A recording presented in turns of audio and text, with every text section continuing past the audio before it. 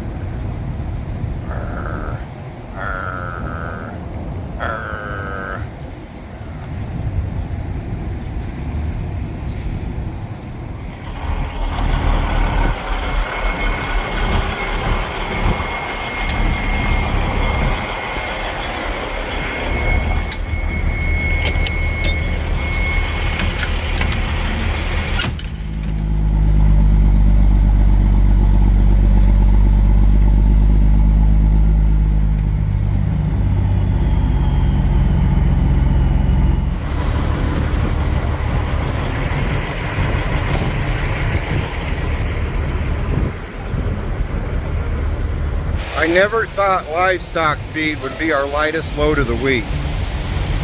That's crazy. We have 36,400 pounds of feed in the wagon right now. We're in St. Joe, Missouri, heading for Sioux City, Iowa.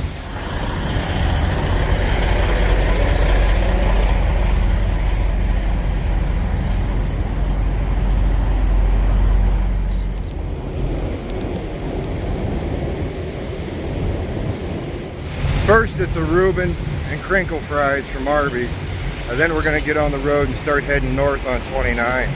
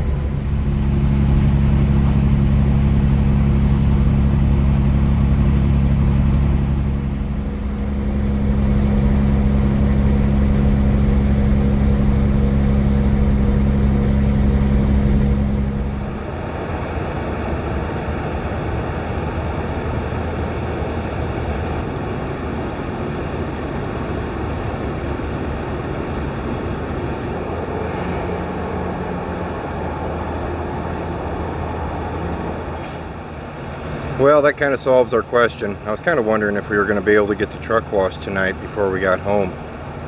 I don't think I'm going to sit in line. It's going to be a long one.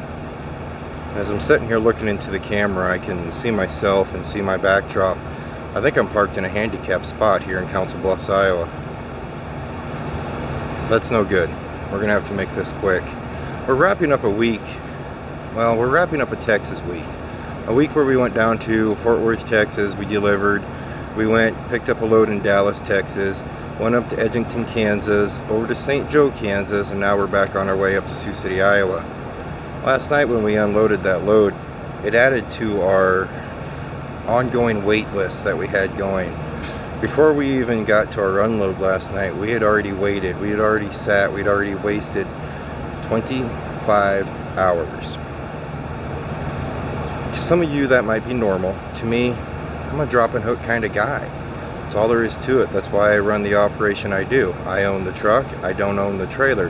I'm not really into the whole set and wait, set and wait, set and wait. Now the money's better if you're going to sit and wait though. But you have to take into consideration the money's better to the truck. The money's not better to you. So which one's better? Of course the money to the truck's better. Because as truck drivers we know we have to be okay with making less than minimum wage out here on the road. But the sitting and waiting part, at first I was okay with it. And if you caught the video a couple days ago where we were stuck in Dallas, we actually had a little bit of fun doing it. We made it an adventure. That adventure, well, Dallas, Texas from Sioux City, Iowa should be, in my opinion, a 3-day trip. Maybe 4 days. That's 3 nights in the truck, 4 days trucking. Instead, this week it's 4 nights in the truck, 5 days trucking, which we're a-okay with. I have nothing big going on back home. It was no big consideration of that. I really don't know where I'm going with this video. Now that I just sit here and I'm talking about all that, why am I even saying it? I don't know where I really want to go with it.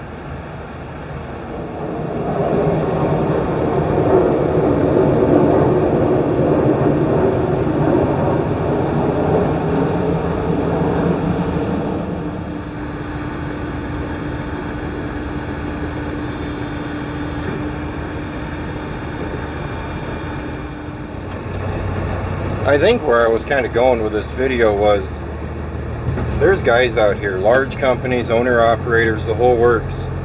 Every single week, that's what they do. They will come out here and they will sit just to get food on the table, just to get payments made, just to pay for that big fuel bill, that huge insurance bill. They will come out here and they will sit and wait to make that money. That doesn't sound like much fun in trucking, does it? I just want to tell you that, because sometimes I get a lot of people that say, hey man, I just finished up my CDL test, or because of you I come back to trucking and stuff like that. What you guys see on my channel is me being a drop and hook. You guys see me going into places, grabbing something, leaving, and then on our return load home, we're usually sitting and waiting to get loaded. And even at that, it's a dedicated thing that I'm used to run, or that I would like to get back into running. But when we did that, it wasn't that long. But this Texas load right here has officially reminded me that I need to make that point to you guys, that it's not all strawberries and cupcakes out here. Especially if you're an owner-operator and you're the guy in charge of fixing the truck, paying for the fuel, paying for the insurance, paying for the taxes, paying for the permits, all kinds of stuff.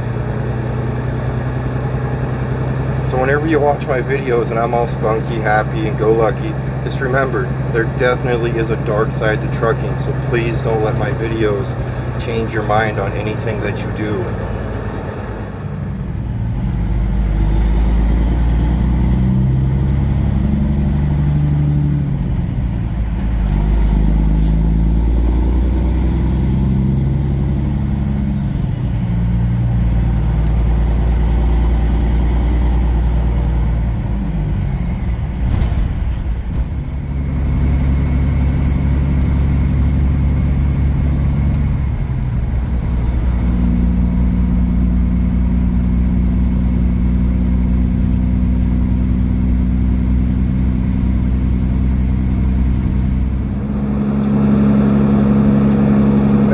That being said, if you still want to be a truck driver, man, it's an awesome industry. You get to see all kinds of scenes, you get to see all kinds of sights. If you're into the unpredictability of life, being a truck driver is for you. You don't know how things are going to go from week to week. You don't know if your truck's going to stay running. You don't know if you're going to have the best week you've ever had in your life. It's little stuff like that, the unpredictability, the exploration, the different places you can possibly go, is why a lot of people like being truck drivers. then there's the money side of it. I think truck driving is probably one of the industries out here that a non-educated person can jump into a truck and actually make six figures, make a really good living doing it. I kind of chuckle a little bit when I say non-educated, because the government has made it to where we have to be considered educated now. The government has made it to where if you're going to drive a truck, you have to go to school. They're calling it truck driving school, but technically it's a college. Most truck driving schools are at colleges or programs as sorts of college. So realistically, you could say that you're a college educated person once you become a truck driver. I never went to the school, so I can't give an opinion on how schools go, but I will say that since the government made it mandatory that a truck driver has to go to school, the schools have tripled in prices. So just to give you a little heads up if you're going to go that route.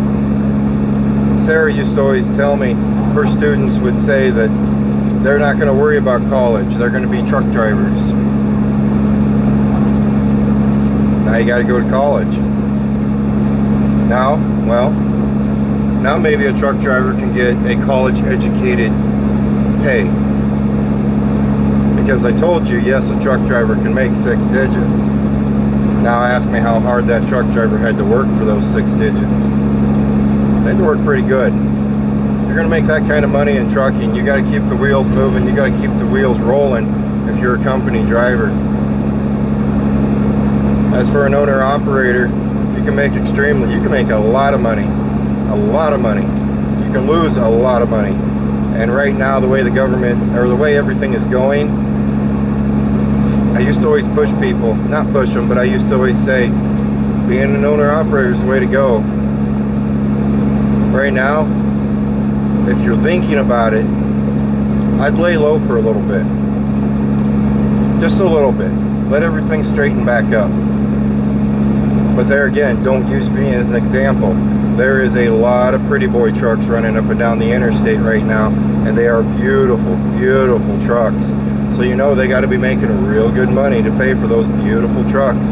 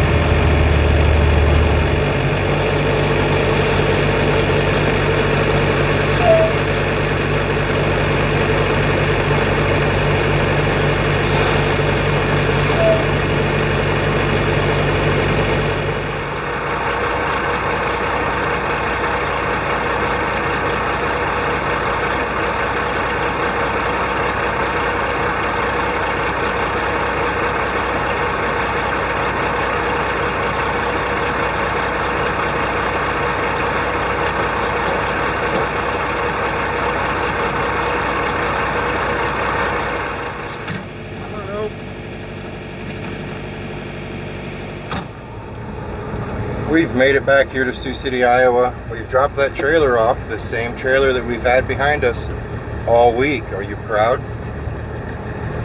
From this point, someone else is going to grab a hold of it and take it to where it needs to be first thing Monday morning.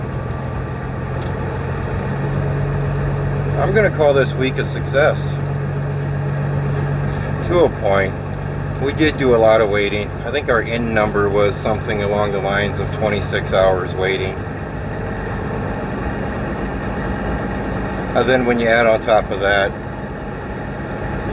well, you don't add anything on top of that. That's what it's all about, is the waiting in trucking. And that's what everyone always talks about when they're talking to you about being a truck driver or being out on the road, is the amount of waiting. Well, that's what it is. We don't experience that all the time on this channel, now do we? We pull in, we hook up to a trailer, we take the trailer somewhere, we drop it off, we hook onto an empty one, we go to get it loaded, and then we bring it back here to the city.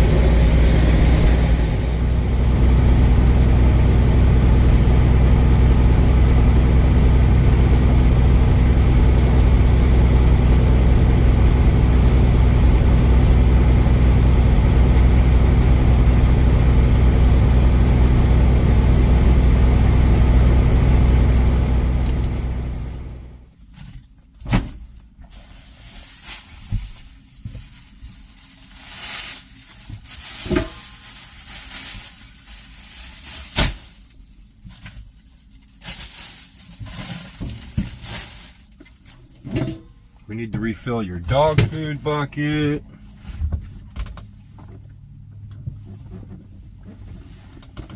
Clothes can come out. Hangers. Hangers. That seat's full. I don't want you getting on everything. I know you were going to lay on everything. Don't give me that look. I'm making your bed. Do you guys see how sad he is? I feel his pain. I really do. Maybe that's where I want this video to go today. Is I'm sad. I'm disappointed. My heart is broken. You see, when we went to Love's truck stop there in St. Joe, Missouri, I stopped by Arby's. And I ordered crinkle fries. Crinkle fries. I ordered large. I was going to indulge in it. I got them. They were burnt. Burnt crinkle fries. Who wants crispy crinkle fries? Say that 5 times. It's very upsetting. Very upsetting. I'm thinking maybe that's the video today. As I was very upset because I had crispy crinkle fries. I don't like crispy crinkle fries. There is an upside though. My drug dealer, my daughter, she was selling Krispy Kreme donuts. She was selling them for band. And well, the family ordered donuts, and Troy and Sarah informed me I could not eat all their donuts. But my dealer, my daughter, and I worked out a little bit of a hidden stash. So I think I'm going to have me a Krispy Kreme for supper.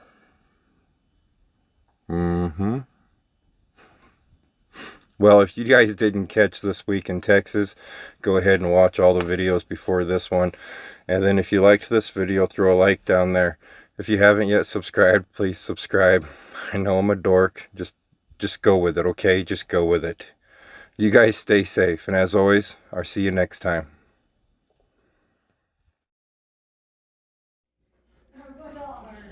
The donuts! Yeah? I'm gonna go into a diabetic coma. Yeah, we're definitely going to go into a diabetic coma.